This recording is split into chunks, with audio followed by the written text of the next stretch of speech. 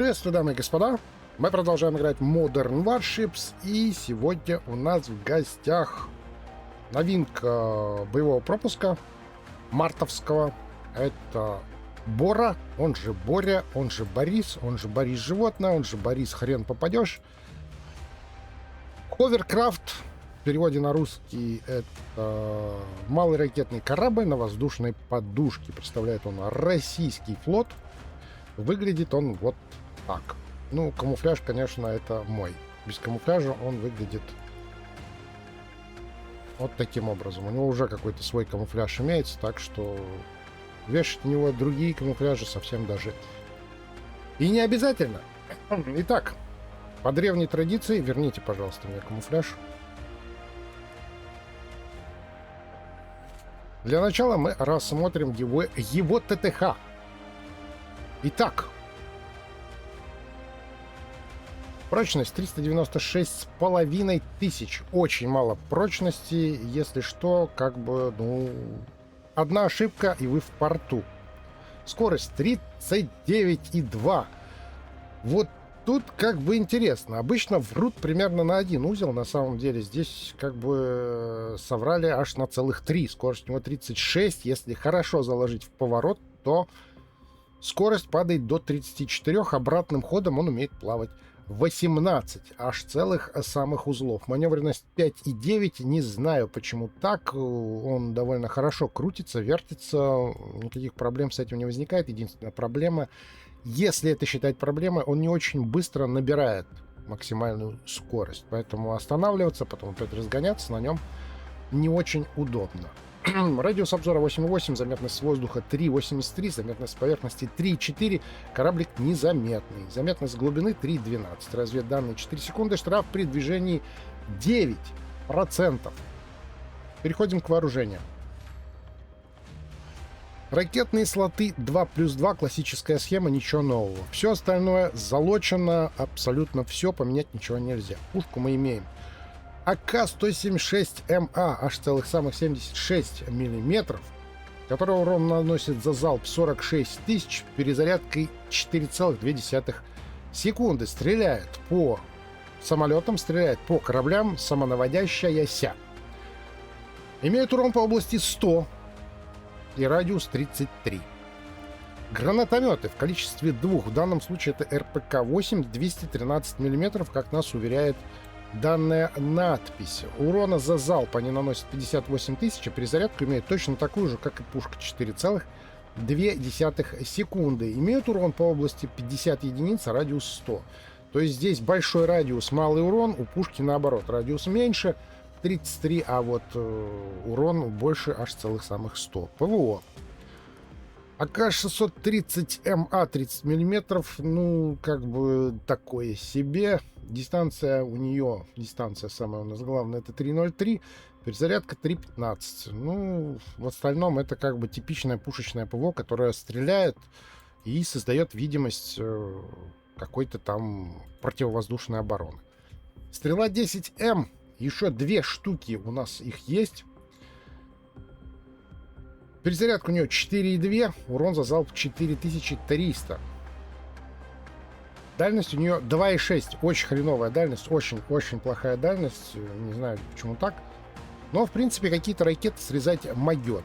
Ну и у нас остается ОСА МА-2, которая наносит 2600 за залп с перезарядкой 3,85, с дальностью 3,47. Если мы посмотрим сюда, то это самая дальняя штуковина, какая у нас есть. Вот она. Да, то есть 3,47. Дистанция небольшая, но, в принципе, как бы по ракеткам плюс и минус, может быть, оно и сойдет. Вот такие вот ТТХ у данного агрегата. Так, не двигайся, ладно, не двигайся и не надо. Смотрим, что у нас по расходникам. Набор для ремонта ловушки для ракет стандарт, резерв боеприпасов стандарт. Также имеется РЭБ и дымовая завеса. 4 дыма и 3 этих самых рэба. Так что, если вы пользуетесь голдовыми расходниками, я не пользуюсь, очень даже можно как бы за счет них повысить свою выживабельность. Ну, вот такие у него ТТХ у этого аппарата. И теперь идем смотреть бои, а потом подведем итоги, что это, зачем это, почему это и нужно ли оно вообще. Погнали. Ну, что там у нас? Курятники, агроном, Эльзас, Калоша, Зумвальд, басисты, Рокс, ГСС и Миссури. А зачем нам Миссури? Почему у нас нету опенмапа? Где наш опенмап? Попадание! Я тебе ответить могу, ты же понимаешь, да? Опа.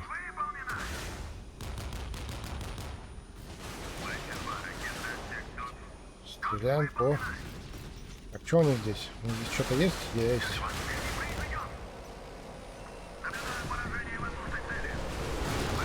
Не-не-не-не-не-не-не-не.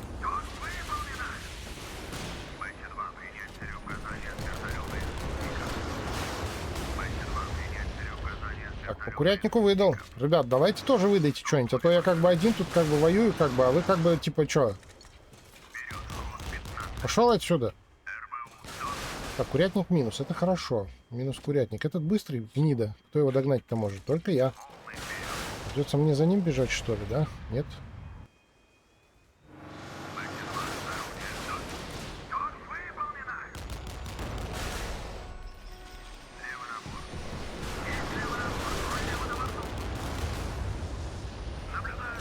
Не-а.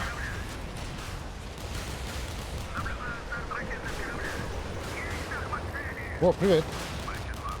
Ты типа быстрый, да? А я тоже немедленный. Что делать будем? А ну стоять! Это кто там? Кто там со мной выгонял? Курятник, что ли? Нормально, так?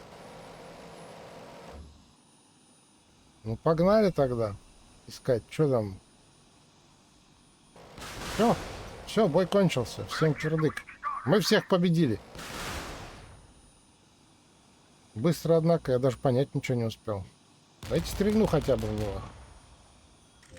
Ну, хоть так. Что-то они совсем сдулись быстро. Да. Ну вот, как бы все очень быстро. Прям очень быстро. А у нас Миссури просто всех порвал.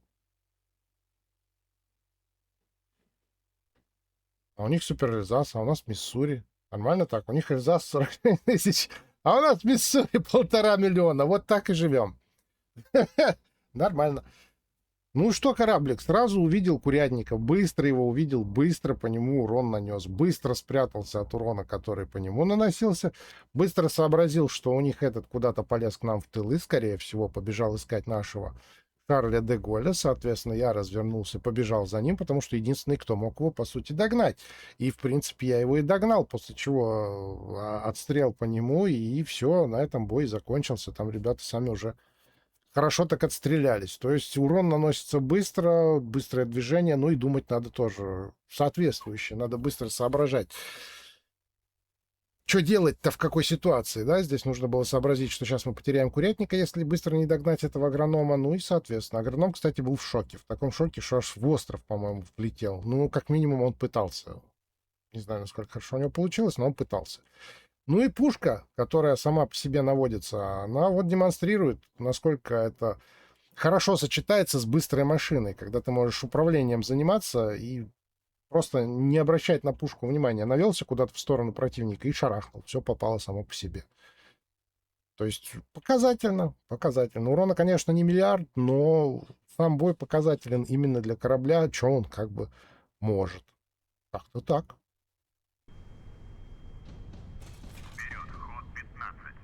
Так, у них такой же, естественно. Так, у них курятника, а у нас нет. У нас есть Ямато и Миссури, Ушаков и Истанбул какой-то. А у них вот Високопатнам, Ушаков, Ямато и курятник.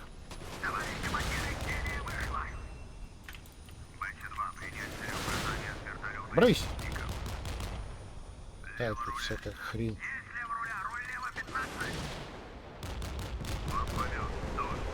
Ходим, а то он мне сейчас в ответ стрельнет. Ямато иногда в ответ стреляет. Есть у него такая отрицательная привычка. Ну, вражеского. Когда союзный в ответ стреляет, он, конечно, молодец. А куда он поперся вообще? Какая разница? Здесь его будем ловить. Он даже среагировать не успеет, да? Не успеет.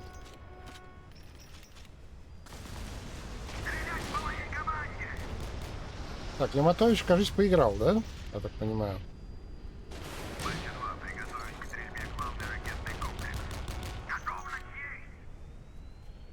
Самолетцев разогнали. А дальше что?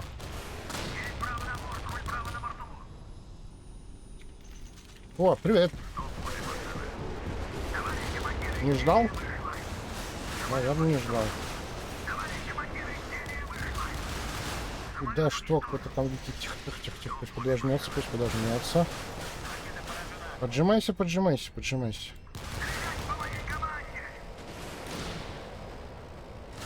Так. Что там у нас? Размен линкорами. Хреново. Я думал, будет что-то поинтереснее. У них курятник все еще живой, это плохо. Один у нас там что-то стоит, ему крышка, по-моему, уже, да?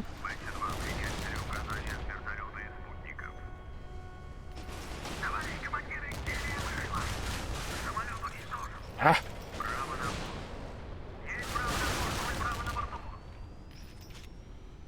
Так, сейчас они нам этого развалят. Оп-оп-оп! Привет! Високопотнам. Ты что там стоишь-то? А что ты там делаешь вообще? А там нельзя как бы стоять, ты в курсе? Так, он не лезет. Вперед. Интересно, они поджимаются или что там? Драка или не драка?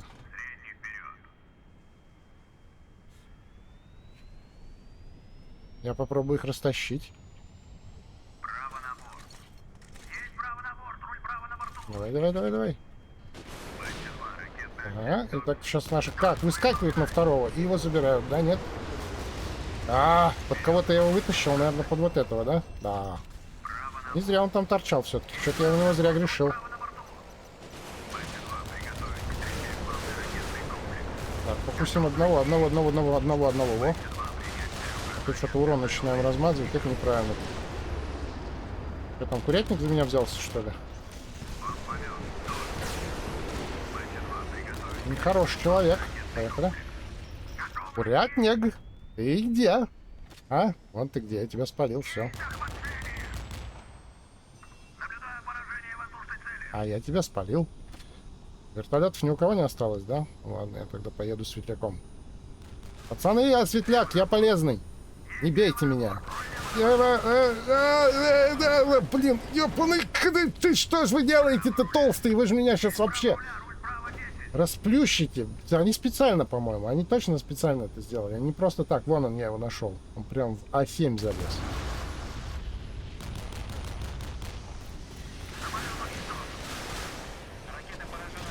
Привет! А мы к вам в гости, уважаемые.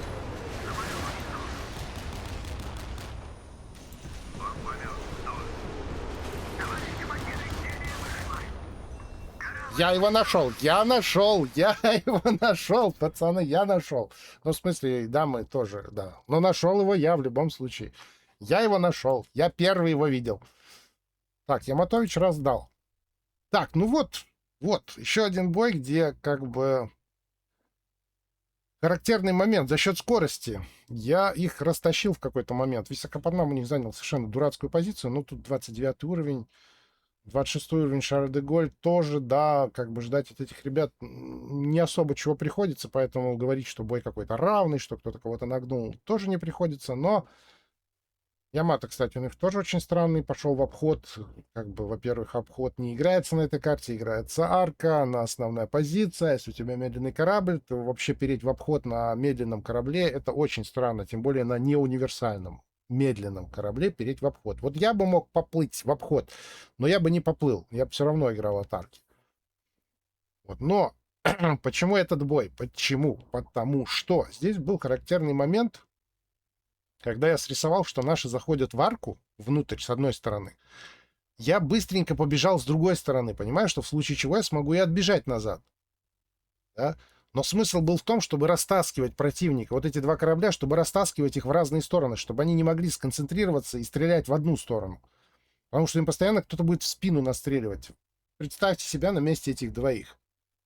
Вы разворачиваетесь в арку, в этот момент вам какая-то козявка мелкая, быстрая, заскакивает в спину и начинает туда настреливать.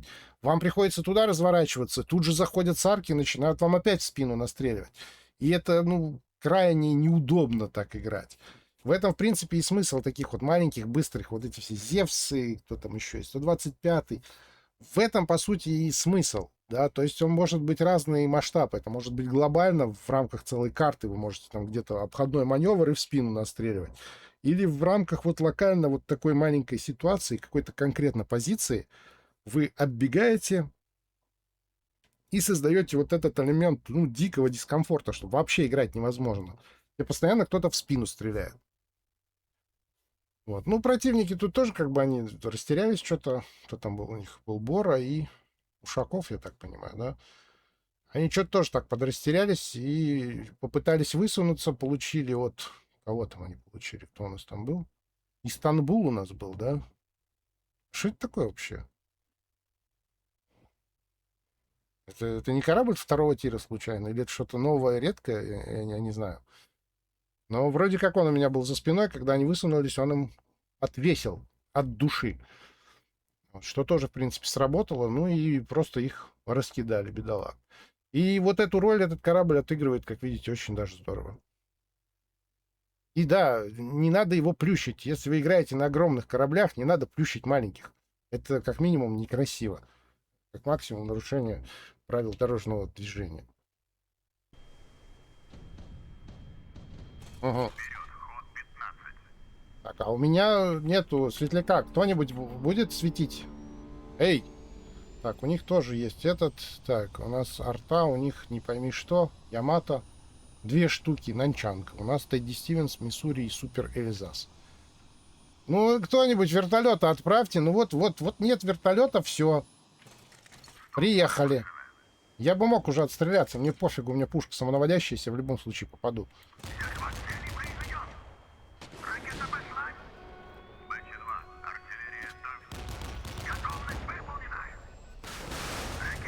Все в бань пошли. Что это такое?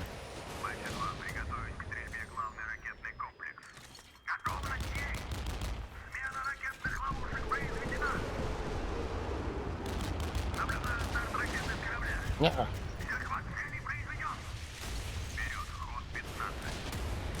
Да ей вы понаставили тут островов-то. Че я это самое? Как вы? Что?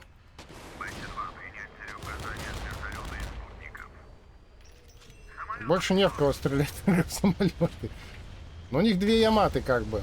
Нашим надо срочно ныкаться и через засветы ракетами все разбирать. Но они не догадываются до этого. Они пытаются что-то там плавать где-то. Им хорошо. Во, есть засвет. Что странно. А он где у нас, этот засвет? Так, толстый. Иди нафиг. Я так полагаю, их Бориска будет где-то ползать, где-то там далеко будет ползать. Поплывет в какие-то лютые обходы. Вот это вот все, да? Да, вон он, куда он полез, смотрите. Вон он где. И пропал. А, нет, вот он.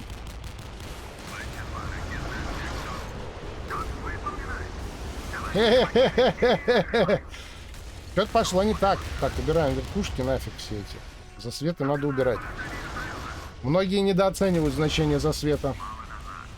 Так, подлодка светится. А если я вылезу и долбану по ней? Да. Шел вон.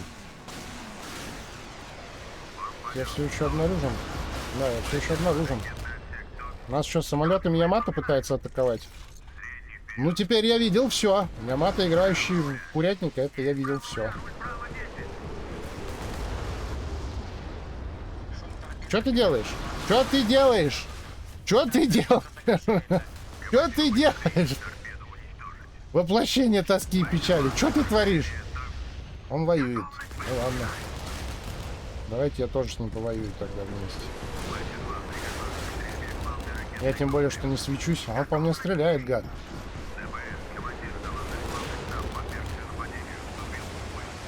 Ох ты как.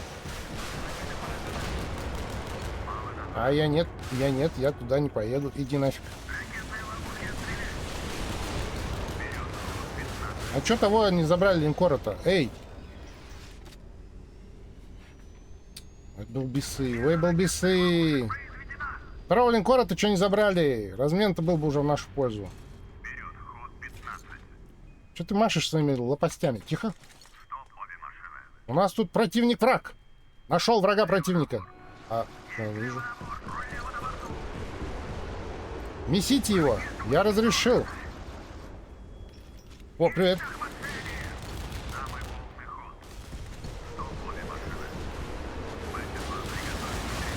Он на открытке, ребята. Его надо разобрать, пока он с открытки не ушел. Иначе все будет очень плохо. Не-а.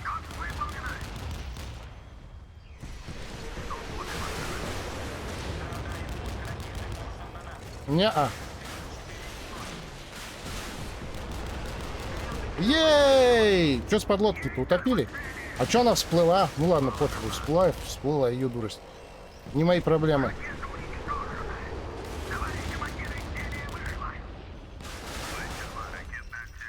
Так, я заныкался. И мы остаемся 3 против 2. И у нас, естественно, света нет. Воу-воу-воу. Иди ты знаешь куда. Стреляй, стреляй, жирный. Жирный, стреляй, кому говорю? Стреляй, жирный. Стреляй в них во всех, блин. Так, мне надо не сталкиваться с линкором. Я не хочу, он меня оторвет, что-нибудь сломает. У меня кораблик, видите, какой красивый, весь покрашен. А он своими снарядами его покоцает. Вплоть до полного потопления. Ну, он отстреляется куда-нибудь. Если он отстреляется, я сразу же выскочу на него. А он не отстреливается, гад. Арта бомби! Вот как плохо, что нет света. Вот как сейчас нужен свет? Прям позарез нужен.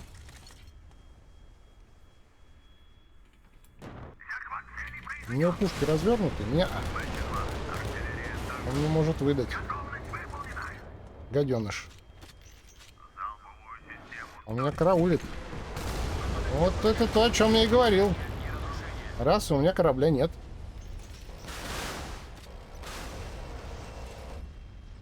Артада, бери чертового шотного линкора, блин! Ёкарный бабуэн!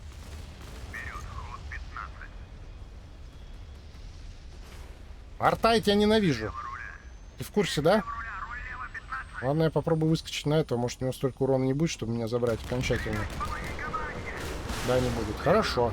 Арта, бомби! Арта не бомбит. Арта не бомбит.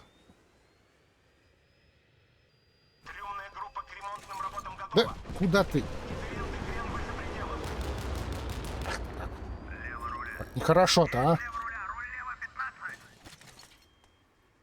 А как она утопла-то? Она что, всплыла, что ли, эта арта? Черт бы ее побрал. Ну вот что с ней делать, с такой артой? Добрала бы линкора и нормально. Своими кукурузниками меня тут пугать вздумал, что ли?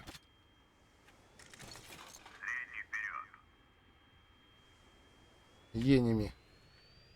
Иди нафиг, енями. Го, бро, блин. Иди ты нафиг, бро. Чудик. Шизофреничный. Весь бой слил. Паскудство. Что я с этим всем должен теперь делать, по-твоему?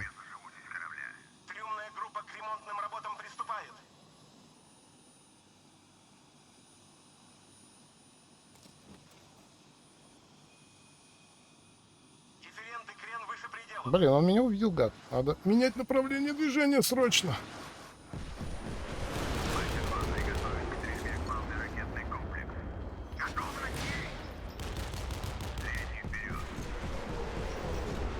На тебе, перный.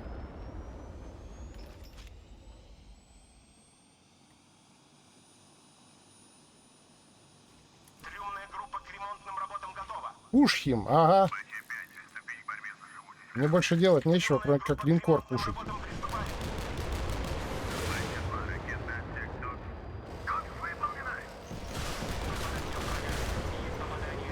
Вот так это делается. Пушхим, блин. Засранец. Лучше бы ты, если ты, конечно, тот самый, если это тот самый артовод вредный, мерзкий, лучше бы ты его сам это самое Вот ты бы лучше бы сам разбомбил бы его, когда его шотным сделал, и я бы тогда сейчас не собирал бы все свои нервы там у себя под стулом. Нехороший человек, редиска. Ах, руки, блин, Юрий, длинноногий. Черт тебя побрал. Ну, хотя тут 26 уровень, что с него можно требовать? Ну, вот такой вот бой. Здесь показано, наверное, самое важное, это то, что насколько плохо, что нет света. Вот насколько плохо вот в таких моментах, когда у тебя света нету. Хотя некоторые, конечно, этим и не пользуются. Ну, ладно, к парню нет претензий, 26 уровень, хорошо, он учится играть, отстаньте от него. Но 52 уровня Эльзас, конечно, наверное, мог бы и пожить подольше. Да. Если не за день. Эльзасы набивают ничего, а Миссури прям их уделывают в нулину. Что у нас по бою? По бою мы сыграли лучше, по сути, потому что, как минимум, мы вначале залезли в укрытие, понимая, что линкор на открытой воде имеет дурацкую тенденцию попадать иногда. И когда он попадает, это очень больно, это тоже было продемонстрировано в этом бою, особенно вот на кораблике типа Бори. У него хпшечка как бы в небольшом количестве присутствует, но один раз его линкор случайно зацепил, и вот уже ничего и нет, как бы. Поэтому спрятались мы все сразу за остров, это было правильно. Они расползлись, их Боря зачем-то начал играть в класс. Ну да, тут 35 уровень, тоже человек, видимо, еще учится играть. Он пытался в классику. У меня маленький быстрый кораблик, я сейчас поплыву всех оплывать с тылу там, с флангу, еще откуда-то там. Прикол в том, что в этой игре такая тактика, она срабатывает далеко не всегда. Нужно сначала...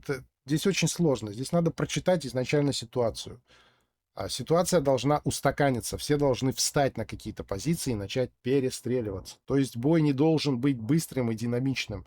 Не должно быть движения туда-сюда. Если противник движется, то пока ты его плываешь, там, допустим, справа, он уже залез в какие-то острова. Все, и то, что ты ему в спину залез, ну ты залез. А что дальше? Ты же его не видишь. Он уже в острова залез. Все. Позиция твоя бесполезна. Пока ты плывешь, ты тратишь время, много времени. Ты не стреляешь. Пока ты не стреляешь, урон ты не наносишь. То есть ты просто плаваешь туда-сюда.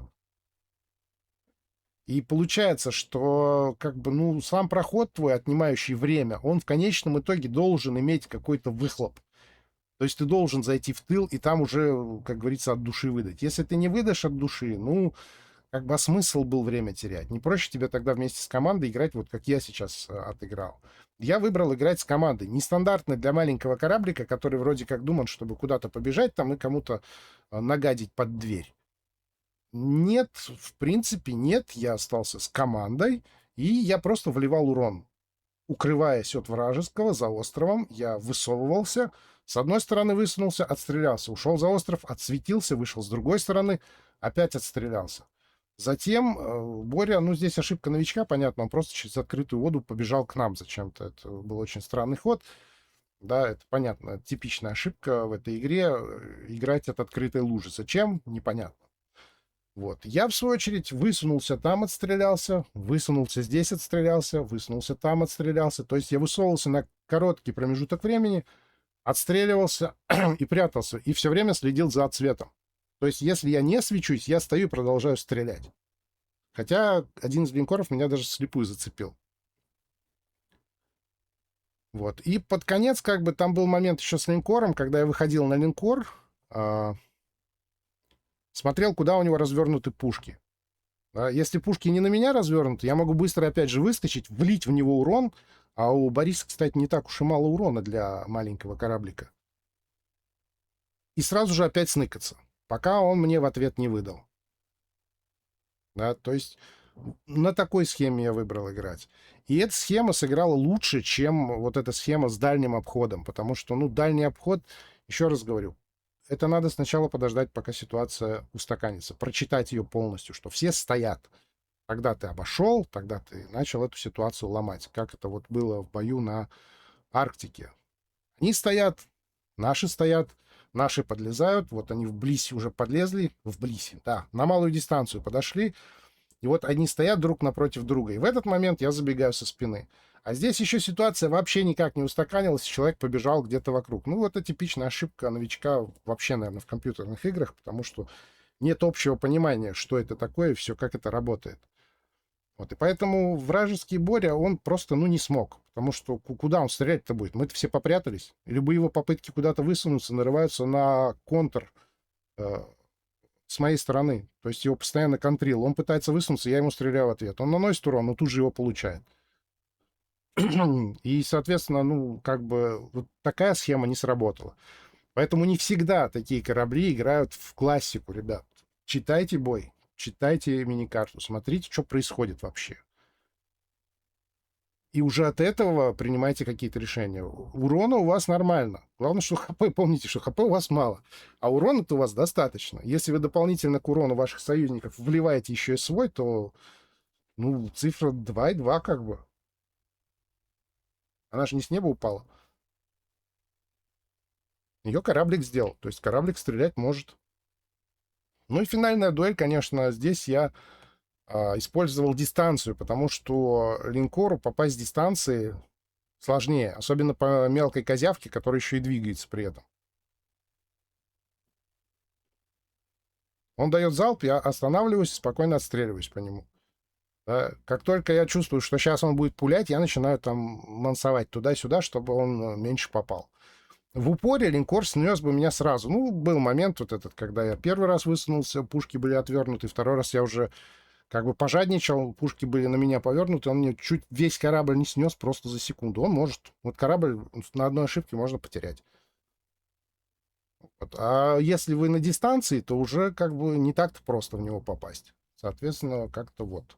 То есть бой достаточно показательный в плане того, что, во-первых, не всегда надо играть в какие-то обходы даже на маленьком корабле. Во-вторых, показано, насколько катастрофически иногда не хватает света, потому что команда не умеет им пользоваться. Да, то есть первичных засветов там почти не было. Их могло быть больше, и могли уже забирать там по первичному засвету, могли нормально забирать кого-нибудь. Вот. И, соответственно, разница между тем, что с вашим корабликом может случиться, если вы полезете на нем в упоре воевать, и если вы будете держать дистанцию. Да, то есть вот такой получился показательный бой. Так, Миссуря молодец. Ну, Арте надо учиться все-таки. Прошляпал он момент, когда был шотный линкор, я оставил его шотным, ему нужно было его добирать. И тогда бой бы закончился гораздо быстрее и гораздо увереннее. Не пришлось бы вот в это играть там в валидол, так сказать. Но, в принципе, все-таки выиграли, вытащили. Итак, посмотрели мы бои, и теперь надо что-то сказать про этот корабль. Корабль изначально мне кажется интересным. Рассмотрим его плюсы и минусы для начала. Да, то есть пройдемся по плюсам. Что у него есть из плюсов? Скорость. Однозначно плюс, потому что вы можете быстро реагировать на меняющуюся в бою ситуацию и, соответственно, совершать какие-то действия. Реагировать, бежать туда, бежать сюда. Что-то изменилось, вы туда. Что-то изменилось, вы сюда. Вы там, вы здесь, вы везде можете быть в бою. Вас не пугают какие-то быстрые изменения ситуации на флангах или еще где-то. Если вы неправильно выбрали фланг, вы все равно можете вернуться и, соответственно, занять позицию уже правильно. Вы более, так сказать, как это сказать, полезно расходуете время, потому что скорость у вас высокая. Следующий плюс. Вооружение. Вам нужно только 2 ракеты, все остальное вам уже предоставляется вместе с кораблем. Вам ничего покупать не надо. Следующий плюс. Кораблик незаметный. То есть издалека палить можно и не светиться. Следующий плюс. Неочевидный, и я сначала даже о нем как бы не говорил, когда показывал его ТТХ. Смотрите на ДПМ. 529 тысяч. А теперь посмотрите сюда на ДПМ. 584 тысячи. То есть в совокупности вот эти две штуковины выдают 1 100 000 урона в минуту. Для сравнения, вот Type 071, 4 РБУ 2500, 4 штуки, 4 гранатомета выдают 1 056 000, то есть меньше. Меньше, чем выдает непосредственно Боря на своей пушке и гранатометах. То есть ДПМ у него просто дичайший. А если еще вспомнить, что пушка самонаводящаяся, то можно палить как бы на полном ходу. Не надо выцеливать чего-то или еще что-то. Вы можете следить за тем, куда вы летите, и при этом просто стрелять. Если вы добавите еще ДПМных ракет, то у вас ДПМ может вырасти там еще и, я не знаю, потенциальный урон у него сейчас, вот здесь, в минуту, 2 миллиона. То есть ДПМ у него просто зашкаливающий. Ну, в принципе, это вот такие вот плюсы, наверное, все. Да, может, еще какие-то есть, но основные я разобрал. Давайте теперь к минусам. Одна ошибка, и вы в порту. Полное отсутствие ХП, даже 400 000 нет. Если вы ошибаетесь, вам крышка. Убежать вы можете только если вы держите дистанцию. Ближняя дистанция, вас сметут, снесут и фамилию не спросят. Следующий минус, то же, что я называл плюсом. Оружие залочено. Заменить вы его не сможете, особенно ПВОшки. ПВОшки я бы, может быть, даже и какие-нибудь другие поставил. Особенно вместо вот этих штуковин. Тогда, возможно, он как бы отбивался бы получше. Но ПВО у него не думано для того, чтобы там от самолетов отбиваться. Против самолетов у него есть пушка. Ну и можно ракеты еще воткнуть. А так-то, по сути, все это думано у него, чтобы сбивать ракетки. В плане этого вооружения я бы ничего менять не стал. Меня полностью устраивает. А ракеты у него меняются. Дальше, следующий минус. У него нет альфы. У него высокий ДПМ, да, но альфа-страйк у него достаточно слабенький. Поэтому есть два варианта. Первый — компенсировать это руками. Мне приходится это так делать. А второй, если у вас есть какие-нибудь хайфлай с ядерными боеголовками, то вы можете воткнуть их сюда и еще и докинуть, кроме дикого ДПМа, докинуть ему еще и очень серьезный альфа-страйк. И тогда эта штуковина просто будет испепелять к ядрене фени все живое. Но так как у меня нет таких ракет, то я не могу сделать ему серьезный альфа-страйк, поэтому как бы отсутствие этого альфа-страйка я считаю минусом. Ну и последний серьезный минус, очень жесткий минус, который был продемонстрирован в том числе и в боях. У него нет вертолета, то есть у вас нет света. Вы не можете работать по инфе, вы зависите от команды. Если ваша команда протупила с первичным засветом или еще с каким-то, то, в принципе, вы как бы, ну, вы слепой. И ничего вы с этим не поделаете. Придется пользоваться скоростью, не знаю, чем там еще вы можете попользоваться, инвизом. Но света у вас нет разведки. Никакой, даже безоружного вертолетика или дрончика ему не дали. Я, конечно, понимаю, что если бы такой был, то это вообще была бы лютейшая вещь, конечно, но... Не знаю, время покажет, но сейчас такой минус у него присутствует. Вот такие плюсы, вот такие минусы. Что лично я по первым впечатлениям могу сказать? Кораблик требователен к рукам, но реально может давать результат. Вот сейчас в начале, как бы по первому впечатлению, он реально может выдавать результат, но он требует от игрока, чтобы игрок, во-первых, думал заранее, а во-вторых, все делал качественно, потому что одна ошибка, и вы в порту. С другой стороны, вы не можете выйти, бахнуть и снести пол-лица. Вам нужно постоянно грызть весь бой, не допуская при этом ошибок. Потому что как только вы допустите первую, она же станет и последней. Такие вот пироги. Что еще у нас остается? Все корабли, которые приходят в эту игру, они проходят проверку временем. Да, и есть образцы, которые ее проходят хорошо. Например, 071. Он пришел как имба, он и остался имбой. Лучший штурмовой корабль в игре, один из лучших кораблей в игре в принципе. Есть корабли, которые просто как бы справляются с этой проверкой временем. Например, Сривиджая. Когда она пришла, это была имба. Прошло время, и это просто хороший эсминец. Никакая уже не имба ни разу. Просто обычный хороший эсминец. Ну и есть те, кто не проходит проверку временем, например, Зевс. Пришел, был имбой. Сейчас он может напугать разве что своих союзников своим присутствием в команде. Больше ничего. То есть он просто ничего из себя не представляет. Вообще.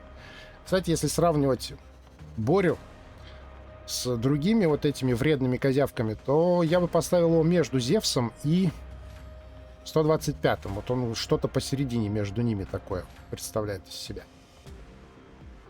Вот. Так что